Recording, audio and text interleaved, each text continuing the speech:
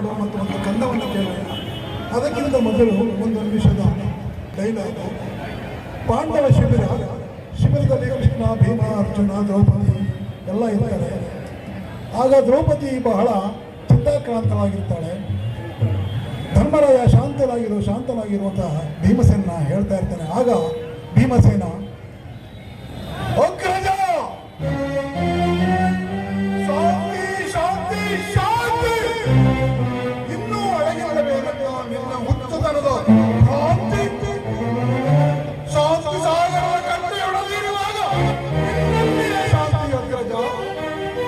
ಅರಗಿನ ಮನೆಯಲ್ಲಿ ನಮ್ಮನ್ನು ಸುಡಲು ಎಬ್ಬಿಸಿದ ವಿಷದ ಕಜ್ಜಾಯವನ್ನು ಉಳಿಸಿ ಕಲ್ಲನ್ನಿಸಿದ ಆ ವಿಷಜಂತುಗಳೊಡನೆ ನನಗೆ ಶಾಂತಿಯೇ ಅಗ್ರಜ. ಒಂದು ಕಪಟ ಮೋದದಲ್ಲಿ ನಮ್ಮನ್ನು ಸೋಲಿಸಿ ನಮ್ಮ ಸಿರಿ ಸಂಪತ್ತನ್ನೆಲ್ಲ ಅಪಹರಿಸಿ 12 ವರ್ಷ ವನವಾಸ, 1 ವರ್ಷ ಅಜ್ಞಾತವಾಸಕ್ಕೆ ದೂಡಿ ಅನೇಕ ಕಾರ್ಪಣ್ಯಗಳನ್ನು ತಂದೊಡ್ಡಿದ್ದ ಆ ನಯವಂತಿಕರನ್ನು ಅಗ್ರಜ.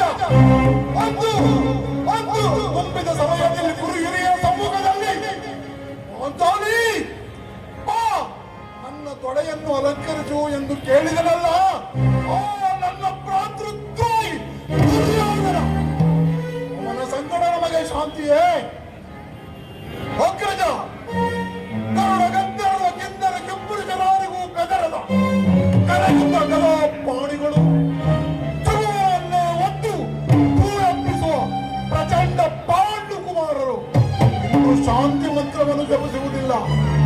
ಆಗ ಕೃಷ್ಣ ಏನು ಹೇಳ್ತಾನೆ, ಕೃಷ್ಣ, ಭೀಮ ಶಾಂತನಾಗು, ನೀನು ಬರೀ ಇದೇ ಮಾತಾಯ್ತು, ನಿನ್ನ ಶಬ್ದ ಏನಾಯ್ತು ಅಂತ ಹೀಯಾಳಿಸ್ತಾನೆ. ಆಗ ಭೀಮ, ಕೃಷ್ಣ ಅಡಗಲಿ ನಿನ್ನ ಕೋಕ ಕಂಠದ ಕರುಳ ಇರುವ ಬಿರುನುಡಿ, ಮೊದಲೆಂದಿರಿ ಚಿಂತಿಸದಿರು, ಕಂಬನಿಯನ್ನು ಕರೆಯುತ್ತಿರು.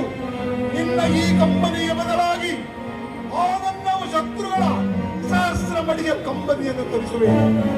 ಕಾಲನೇ ಆ ದುರ್ಯೋಧನನ ಬೆಂಬಲವಾಗಿ ನಿಲ್ಲರಿ.